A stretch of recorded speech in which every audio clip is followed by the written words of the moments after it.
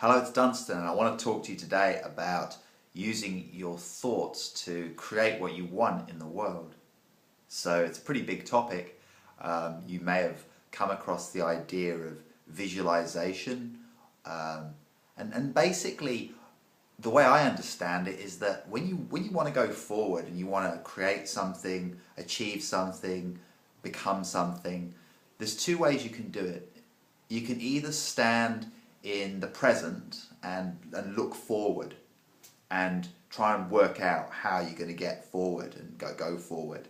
Now, the second option is to imagine that you're already standing in the future and look back and think, okay, well, I'm here, I started off over here, what did I actually do to get from there to there? And it creates a totally different scenario in the brain.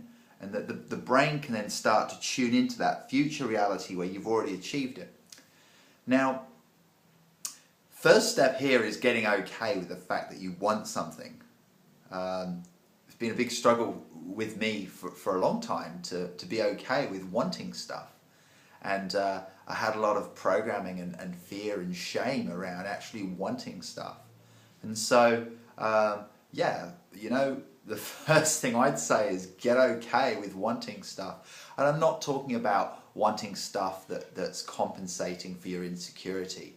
You know, like, it's not about wanting something to make you feel better because you feel bad. It's about what do you actually really want, what's really in your heart. Because if it's in your heart, then it'll happen. If it's really in your heart, you will create it. And how do you create it? You see, if you imagine yourself in the future and you imagine a state where you want something, it's very, very different from actually imagining that you already have it. And in the wanting stage, there's a lot of effort, there's a lot of trying, but when you already have something, there's just a feeling of gratitude, thankfulness, acknowledgement, contentment, and maybe some excitement, but it's a much calmer kind of energy. So think of something that you definitely know that you have already. So it could be a favorite possession, and notice how you feel about something that you already have. So you know, an example, I have an iPhone and I'm speaking to it right now, and I don't feel you know, it's quite a neutral feeling. It's like, yeah, I've got an iPhone. Whereas, imagine if I didn't have that and I was wanting an iPhone. Just imagine for a moment. Can you feel the difference? Like, when you want something, there's like a feeling of incompleteness. And it's like, that's out there and I'm here and I need it to make me feel complete.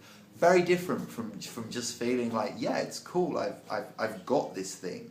Okay, so that's just a silly example with a material object, but imagine that, you know, you could do the same thing with a relationship or with money or with the way that you impact people in the world.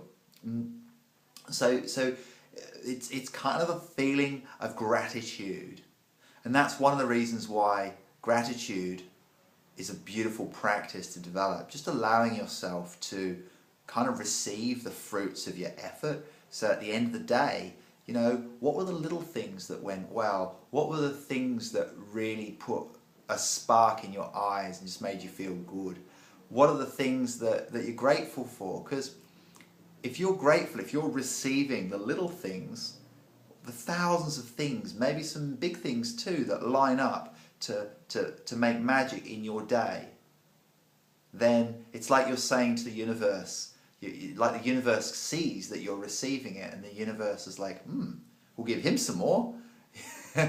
You see what I mean? Whereas, you know, imagine you were the universe and you saw this person who was just always down on their luck, always grumpy, always noticing the bad things that happened.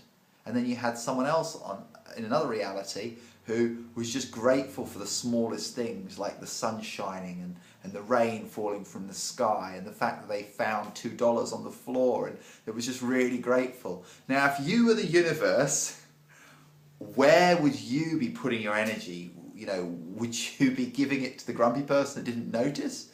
Or would you be creating magic in the life of a person whose eyes are wide with wonder and whose heart is open in gratitude?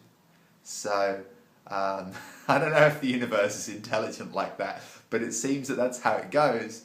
And it's a whole load more fun, and just in your psychology and your mentality, if you go to bed and you review the things you're grateful for, it's going to totally create a better mood going to sleep, a higher quality of sleep, and you're going to feel so much better when you wake up in the morning. So there's a practice that you can try, and you might like to write it too. But I'm going to sign off for now. It's Friday night, so I'm heading out, which is a special occasion for me. I don't go out very often. So I'll see you guys tomorrow. Catch you then.